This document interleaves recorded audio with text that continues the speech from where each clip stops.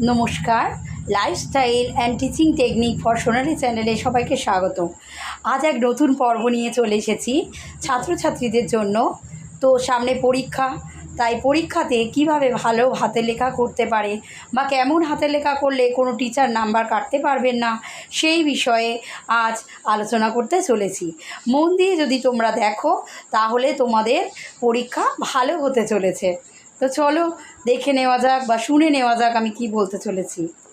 যে কেউ বলছে যে হাতের লেখা খুব ভালো করলে তারপর নাম্বার পাওয়া যাবে, আবার কেউ বলছে হাতের লেখা বড় বড় করে লিখবি তাহলে অনেক পেজ নিতে পারবি, আবার কেউ বলছে হাতের লেখা বাদে করেছিস নাম্বার একদম পাবি না, তোর তো হাতের লেখা ভালো না। ব্যাপারটা ওসব কিছুই না। ব্যাপারটা হচ্ছে হাতের লেখাটা এমন করতে হবে, পরীক্ষার সময় তো খুব স্পিডেই লিখতে হয়। তো স্পিডে লিখতে গেলে হাতের লেখা সাধারণভাবে ভালো আর হয় না। কিন্তু লক্ষ্য রাখতে হবে যে বিষয়গুলো, সেটা হলো যে দেখবে আমরা যখন প্রথম শুরু করছি তখন লেখাটা কিন্তু খুব সুন্দর থাকে।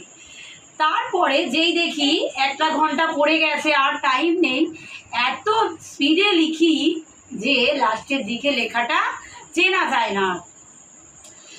তো সেই বিষয়ে বলতে চলেছি যে আমরা এমনভাবে লিখব, মানে ছাত্রছাত্রীদের কথা বলছি, আমরা মানে ছাত্রছাত্রীদের বলছি যে এমনভাবে লিখবে তোমরা যে যেখানে অক্ষরগুলো যেন মিনিমাম বোঝা যায়, এমনভাবে অক্ষরটা লিখবে, অক্ষরটা বোঝা গেলেই হবে, প্রত্যেকটা অক্ষর যেন বোঝা যায়, একটা অক্ষর আরেকটার সাথে জুড়ে যেন না যায়।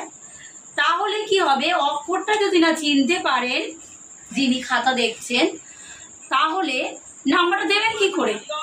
তার জন্য খাতাতে যখন শুরুটা করছো তখন মনে রাখতে হবে তোমাকে যে এই রকম লেভেলটা পুরোটা রাখা। প্রথম দিকে ভালো করলে, মাঝখানের দিকে অল্প ভালো করলে, তারপরের দিকে একদম খারাপ করলে, ওরকমটা যেন না হয় সেদিকে একটু লক্ষ্য রাখবে। তাহলে চেষ্টা করবে কি প্রথম থেকেই স্পিড নাও। তাহলে প্রথম থেকেই যদি স্পিডটা নাও হাতে লেখাটা একই হবে। তাহলে কি বললাম, প্রত্যেকটা অক্ষর যেন স্পষ্ট বোঝা যায়, পরিষ্কার লেখা না হলেও অক্ষরটা যেন বোঝা যায়। ঠিক আছে? তো এবার তাড়াতাড়ি যখন লিখছো দেখবে প্রত্যেকটা অক্ষর একটু বড় হলেও অসুবিধা নেই, কিন্তু খুব ছোট করতে যাবে না। খুব ছোট করলে তখন তাড়াহুড়োর সময় লেখাগুলো অন্যরকম, মানে জুড়ে জুড়ে যাওয়ার জন্য লেখাগুলো বোঝা যায় না। তো তাই বলছি, লেখা যখন পরীক্ষাতে লিখবে তখন চেষ্টা করবে পেনটা হালকা করে ধরা। মানে পেনটা দেখবে আমরা যখন প্রথম শুরু করছি পেনটা আমরা চেপে ধরি, চেপে ধরার ফলে হাতের লেখাটা খুব সুন্দর হচ্ছে।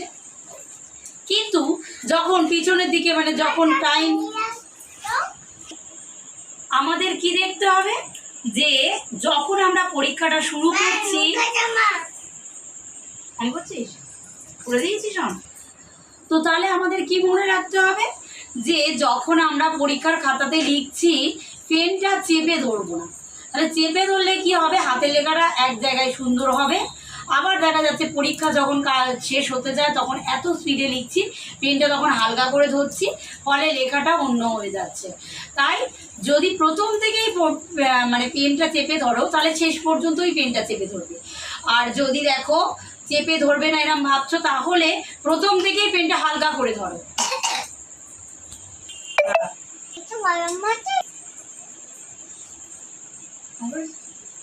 তাহলে আমাদের কি মনে রাখতে হবে যে আমরা পরীক্ষার খাতাতে যেরকম লিখবো যেন খাতাটার লেখাগুলো গোটা গোটা থাকে, লেখা একটু বড় করতে হবে, আর প্রত্যেক লেখা একই মাপের করতে হবে। তাহলে আমরা কিন্তু ভালো নাম্বার পেতে পারি, কেউই নাম্বার কাটতে পারবেন না। মানে খাতা যিনি দেখবেন ওনার যেন কোনোভাবে অসুবিধা না হয় যে তুমি কি লিখেছো।